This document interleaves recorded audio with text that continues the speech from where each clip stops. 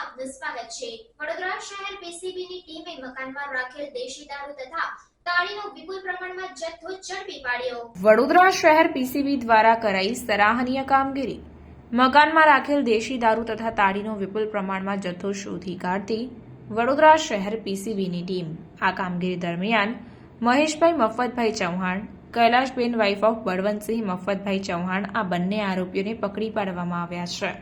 જ્યારે નહીં પકડાયેલ આરોપી તરીકે નટ્ટુભાઈ પરમાર, જેની ધરપકડના ચક્રો ગતિમાન કરાયા, તો સાથે સાથે કુલ કિંમત ₹27,090નો મુદ્દામાલ જપ્ત કરીને ધોરણસરની કાર્યવાહી હાથ ધરાઈ છે।